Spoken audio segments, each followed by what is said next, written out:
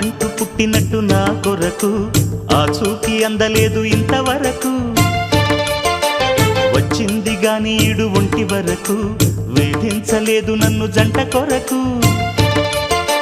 చూశాక ఒక్కసారి ఇంత వెలుగు నా వంక రాను అంది కంటి కునుకు.